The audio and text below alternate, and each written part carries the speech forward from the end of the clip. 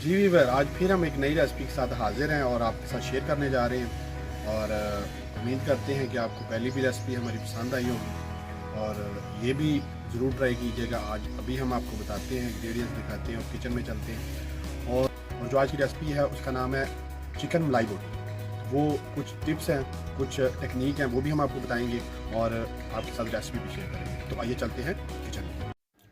तो जी वीवर, हम पहुंच चुके हैं अपने इंग्रेडिएंट की तरफ और इंग्रेडिएंट्स आप चेक कर लें और आगे हम जाके डिस्प्ले कर देंगे। नाम बनाम हम बताते जाएंगे आपको।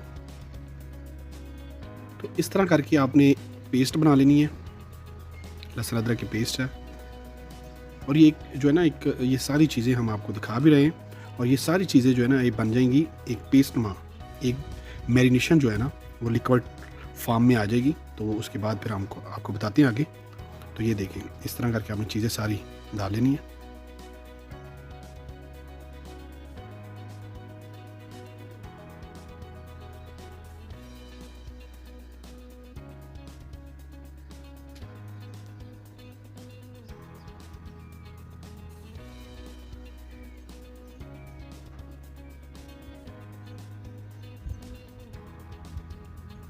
जो ये मिक्सिंग प्रोसीजर है ये बहुत ज़रूरी है ताकि मसाले जो अच्छी तरह मिक्स हो जाएं, ताकि कोई गुठली वगैरह ना रहे। इसको अच्छी तरह आपने मिक्स करना है।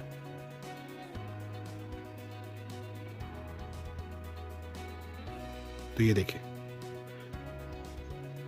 एक क्रीमी और वाइट और बेहतरीन। ये क्रीम हम फिर ऐड करेंगे क्योंकि पहले हमने चेक किया कि क्रीम बहुत है लेकिन कम थी, एक पैकेट हमने और ऐड किया। उसी तरह हमने फिर इसको अच्छी तरह मिक्स कर लेना है।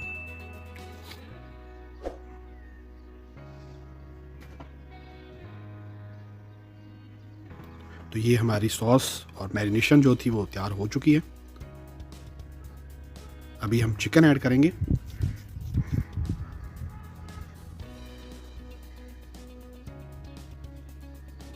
और इसको भी बड़े अच्छे तरीके से आपने मिक्स करना है ताकि कोई चीज़ जो है ना, वो बोटी जो अच्छी तरह मैरिनेशन हो, ताकि हर एक बोटी में टेस्ट हो।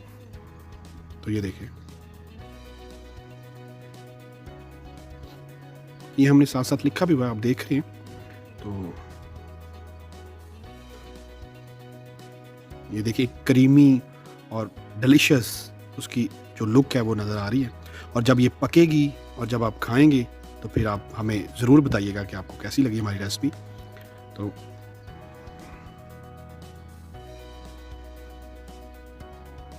ये हम डिश आउट कर लेंगे ताकि उसका हम फ्रीज़र में रखेंगे कुछ देर के लिए, ताकि उसकी जो मसाले हैं वो अच्छी तरह उसके अंदर जज़ब हो जाएं।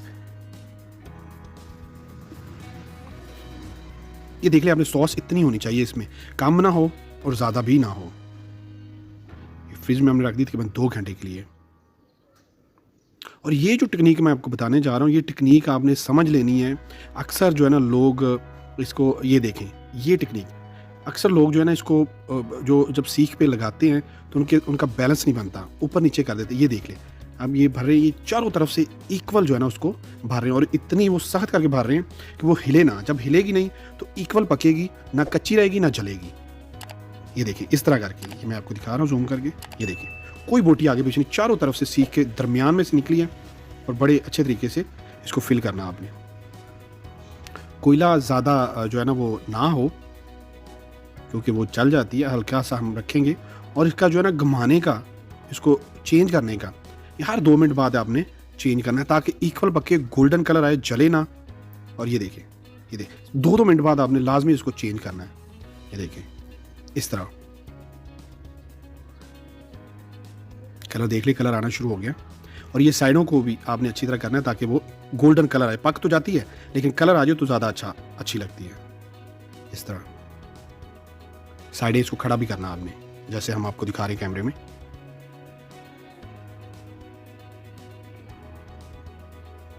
ये तकरीबन हमारी ऑलमोस्ट डन हो चुकी।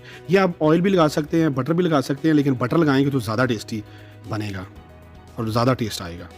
और जो आगे मैं बताने जा रहा हूँ वो प्रेजेंटेशन जो है ना वो बहुत ज़रूरी है। जब घरों में मेहमान आते हैं, किसी के पास आप पेश करते हैं किसी को, तो वो एक दफ़ा देखे कि मैंने इसको खाना है या सिर्फ देखना है। तो ये प्रेजेंटेशन आप देख लें, बड़ी आसान सी, सिंपल सी है, कुछ ज़्यादा नहीं है। तो ये खूबसूरती जो है ना को सॉसे भी बताएंगे, इसके लिए हम और वीडियो एक बनाएंगे ताकि आप इमली वाली सॉस, मिंट सॉस आपको हम वो भी बनाना सिखाएंगे।